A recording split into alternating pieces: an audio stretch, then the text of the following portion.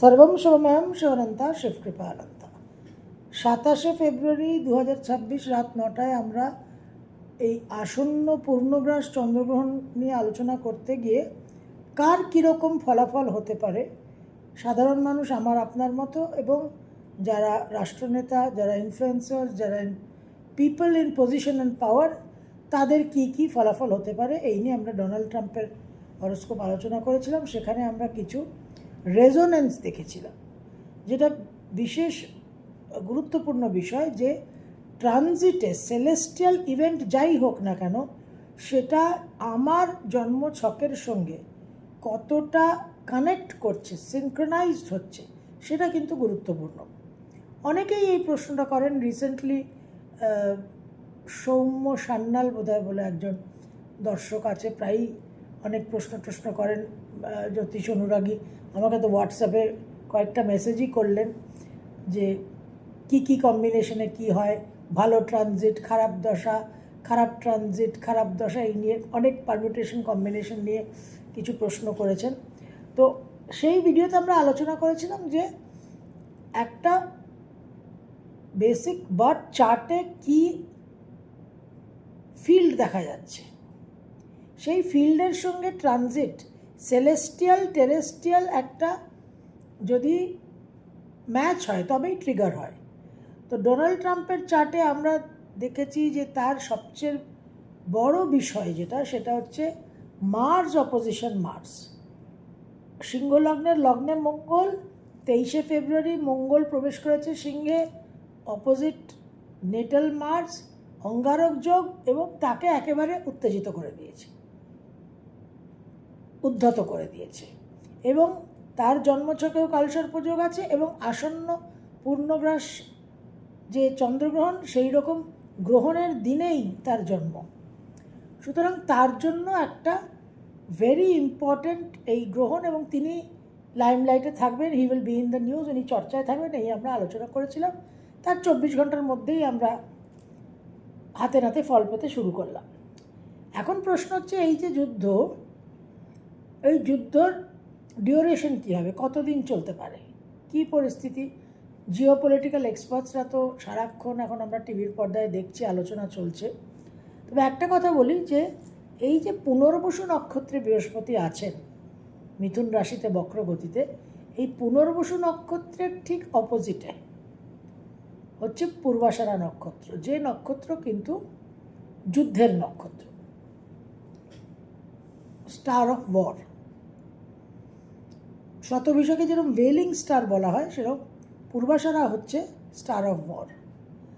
তো বর্তমানে পূর্বাষাঢ়ার অপোজিটে আছে পুনর্বসু নক্ষত্রে এবং প্রথম পাদে,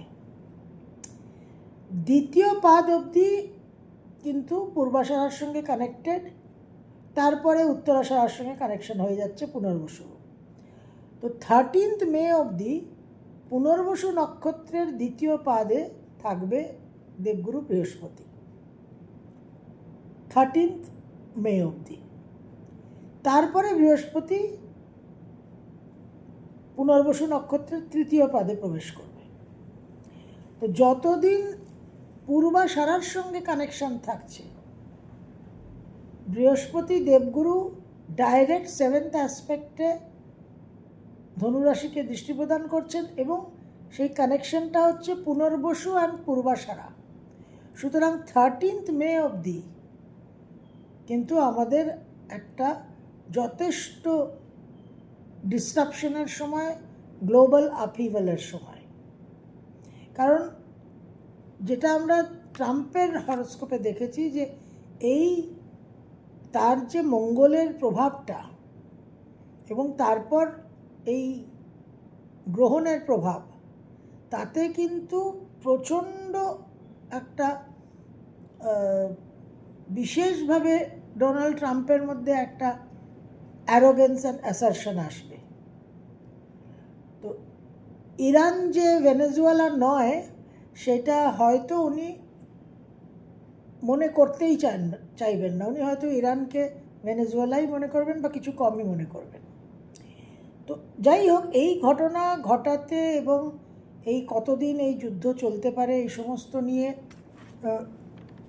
দেখতে দেখতে ভাবনা চিন্তা করতে করতে আমরা যে জায়গায় এসেছি সেটা হচ্ছে যে এই যে স্ট্রাইক, এই যে মিসাইল অ্যাটাক হয়েছে, তাতে আমরা ইরানের আয়াতুল্লাহ আলী খামেনিকে প্রাণ হারাতে দেখলাম।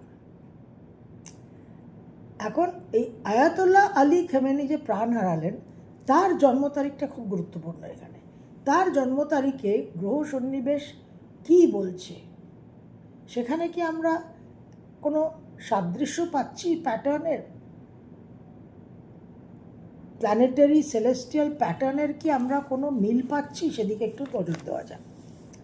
কারণ আমাদের যেটা আমি আপনাদের বলেছি যে সাধারণ মানুষের জন্মের আগে প্রিনেটাল এক্লিপসটা ইম্পর্ট্যান্ট, তাছাড়া তো ভয়ঙ্কর দশা অন্তর্দশা ইত্যাদি থাকলে, সাড়ে সাথী ঢাইয়া থাকলে তো একটা ইম্প্যাক্ট, একটা ট্রিগার হয়, কিন্তু আদারওয়াইজ প্রিনেটাল এক্লিপসটা ভেরি ইম্পর্ট্যান্ট।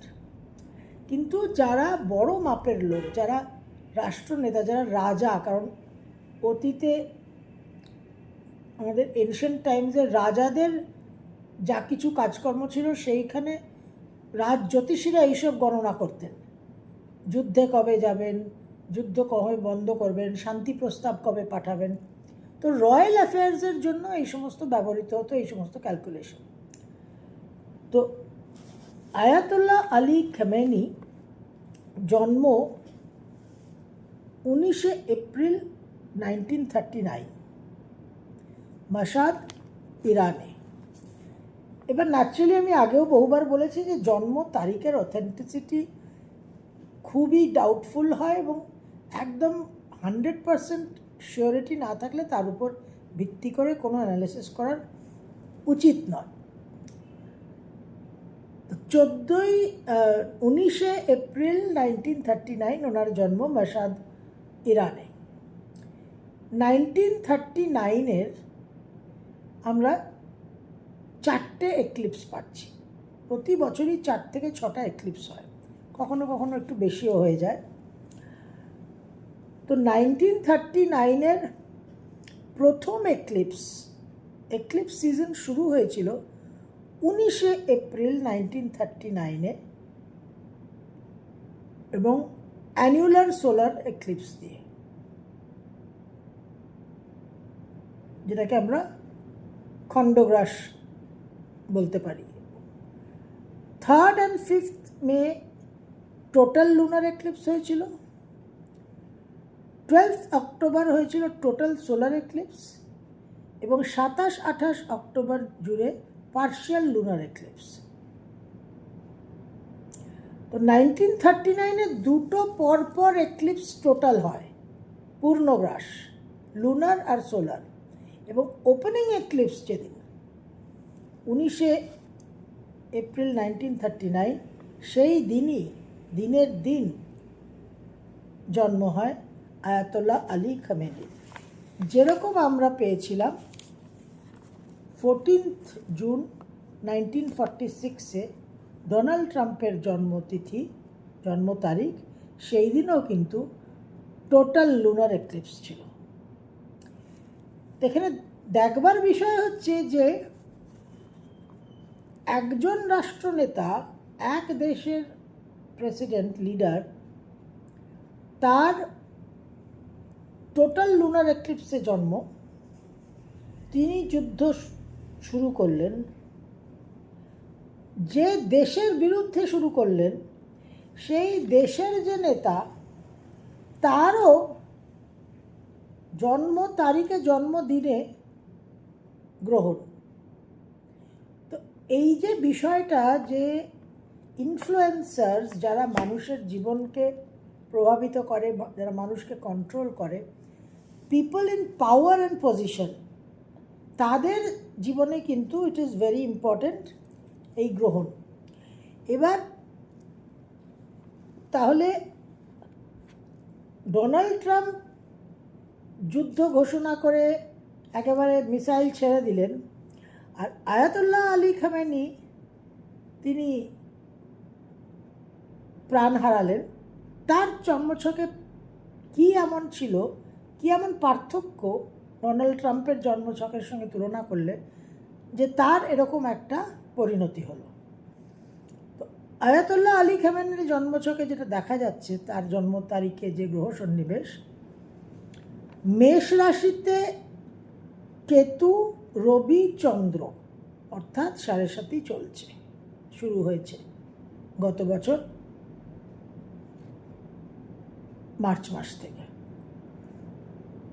মেষ রাশিতে রবি, চন্দ্র, কেতু, তুলা রাশিতে রাহু, মঙ্গল ধনু রাশিতে, এবং মীন রাশিতে শনি, বৃহস্পতি, শুক্র, বুধ। তাহলে 7.5 চলছে এবং স্যাটার্ন রিটার্ন। ওনার কিন্তু জন্মই হয়েছে 7.5 সময়, কারণ শনি চন্দ্রের দ্বাদশে। তো জন্মছকে কালসর্প যোগ আছে, গ্রহণ যোগ আছে, এবং বর্তমানে 7.5 চলছে। তো এই যে প্রভাব, এই প্রভাবটার কারণে কিন্তু বিশেষভাবে তিনি অ্যাফ্লিক্টেড হলেন। 7.5 যে প্রভাবটা এবং স্যাটার্ন রিটার্ন, এই জায়গায় কিন্তু ওনার একটা সেটব্যাক। এই গ্রহ সন্নিবেশটা আপনাদের সঙ্গে আলোচনা করার এটাই উদ্দেশ্য যে আমাদের বুঝতে হবে যে ট্রানজিট কাকে এফেক্ট করবে, কোথায় ট্রিগারটা হবে এবং ডিফারেন্সটা কি হবে। দুজনেই দেশের প্রমুখ নেতা, কিন্তু একজনের ওই যে 7.5 আর স্যাটার্ন রিটার্ন, আর ওদিকে ডোনাল্ড ট্রাম্পের বৃহস্পতির দশা এবং মঙ্গলের অপোজিশনে মঙ্গল। সুতরাং মঙ্গলের একটা সাংঘাতিক তিনি অ্যাডভান্টেজ পেলেন। এই পার্থক্যের কারণে কিন্তু ইরানের লিডারের এই পরিণতি, এবং ডোনাল্ড ট্রাম্প একটা এই মুহূর্তে অ্যাডভান্টেজের পজিশনে আছে, আপার হ্যান্ড নিয়ে আছে। কিন্তু আলটিমেটলি ডোনাল্ড ট্রাম্পের পরিস্থিতি কিন্তু খুব একটা শুভ দেখা যাচ্ছে না গ্রহগত অবস্থান থেকে। কারণ এই গ্রহণটা সংগঠিত হওয়ার পর পরিস্থিতি কিন্তু ওপর নিচ হবে। এখানে আয়াতুল্লাহ আলী খামেনির জন্মছকে আমরা স্যাটার্ন রিটার্ন তো দেখছি, সঙ্গে ওনার বর্তমানে যে আমরা গ্রহ সন্নিবেশ পাচ্ছি সেখানে কিন্তু রাহু কেতুর যে পজিশন আছে, সেই রাহু কেতুর পজিশনে রাহুর দৃষ্টি কিন্তু জন্মকালীন রাহুর উপর আছে। বক্রী বৃহস্পতি জন্মকালীন মঙ্গলকে দৃষ্টি প্রদান করছে, এবং শনি শনির উপরে। তো এই গ্রহণ যে ওয়ার্ল্ড লিডার্স, ওয়ার্ল্ড পলিটিক্সকে কিভাবে ইনফ্লুয়েন্স করে তার একটা খুব স্ট্রং, মোক্ষম এবং আইডিয়াল দৃষ্টান্ত আমরা কিন্তু এই ইউএস, ইসরায়েল, ইরান যে যুদ্ধ চলছে তাতে কিন্তু আমরা পাচ্ছি। এবং এই যে 7.5 এখন যাদেরই বৃশ্চিক রাশি বা যাদেরই কর্কট রাশি বা যাদেরই মীন রাশি, তাদের যখন যখন 7.5 চলবে বা ঢাইয়া চলবে তাদেরই কি খারাপ হবে তা নয়, বা যাদের অগ্নি রাশি তাদেরই কি খারাপ হবে সবসময় তা নয়। কখন ওই 7.5 সঙ্গে আরও অন্যান্য গ্রহ প্রভাব এসে কনভার্জিং, মার্জিং ইনফ্লুয়েন্সেস এসে একটা এমন ট্রিগার করলো, এমন একটা প্রেশার সৃষ্টি হলো যে তখন একটা ব্লাস্ট হয়। তো আয়াতুল্লাহ আলী খামেনির এই যে 7.5-র সঙ্গে স্যাটার্ন রিটার্ন, হ্যাঁ অবশ্যই ওনার 87 বছর বয়স হয়েছে, যথেষ্ট বয়স হয়েছে, সেটা তো উনি রোগ ব্যাধি জড়াতেও প্রাণ হারাতে পারতেন। কিন্তু এই যে যুদ্ধের একটা পরিস্থিতি এবং মিসাইল অ্যাটাক, এই যে ওনাকে হত্যা করা হলো, এটা অ্যাসাসিনেশন, এই বিষয়টা কিন্তু বিশেষভাবে গুরুত্বপূর্ণ। এবং ওনার ছকে যদি দেখেন তাহলে শনি আর মঙ্গলের দৃষ্টি বিনিময় আছে, যেটা কিছুদিন আগেই ছিল। মঙ্গল কিছুদিন আগেই আমাদের ধনুরাশিতে অবস্থান করেছিল এবং তখন থেকেই কিন্তু ইউএসের সঙ্গে ইরানের কথাবার্তা চলছে। তো এই যে গ্রহণ, এই গ্রহণ কিভাবে পুরো পৃথিবীকে পরিবর্তন করতে পারে, প্রভাবিত করতে পারে, সেটা এই আয়াতুল্লাহ আলী খামেনির জন্মছক আর ডোনাল্ড ট্রাম্পের জন্মছকে আমরা পরিষ্কারভাবে দেখতে পাচ্ছি। এবং এটা আমাদের এই জ্যোতিষশাস্ত্রের জন্য একটা অত্যন্ত ইম্পর্ট্যান্ট বিষয়। এবং আপনাদের সঙ্গে এই কারণেই আলোচনা করলাম, উল্লেখ করলাম, যাতে আপনাদেরও বুঝতে সুবিধা হয়। তবে এই যুদ্ধের পরিস্থিতি কিন্তু এখন খুব সহজে যে মিটমাট হবে তা নয়, কারণ পুনর্বসু নক্ষত্রের দ্বিতীয় পাদে 13 মে অবধি বৃহস্পতি থাকছে, যেখান থেকে ডাইরেক্ট পূর্বাষাঢ়া নক্ষত্রের সঙ্গে কানেক্টেড থাকছে। সুতরাং পূর্বাষাঢ়া নক্ষত্রের প্রভাবটা বৃহস্পতির উপর থেকে যতক্ষণ না সরছে ততক্ষণ কিন্তু খুব একটা যে একটা শান্তিপূর্ণ পরিবেশে আসা যাবে সেটা কিন্তু মনে করা উচিত নয়। এবং যত দিন যাবে তত কিন্তু ডোনাল্ড ট্রাম্পের এই মঙ্গল রাহু যে শতবিশা নক্ষত্রে 3 মার্চ থেকেই ক্লোজ কনজাংশনে আসবে, তখন কিন্তু সেই অঙ্গারক যোগের একেবারে আরও অনেক বেশি আমরা শক্তিশালী একটা প্রতিফলন দেখতে চলেছি। সর্বম শুভময়ম শিবানন্তা শিবকৃপানন্দ।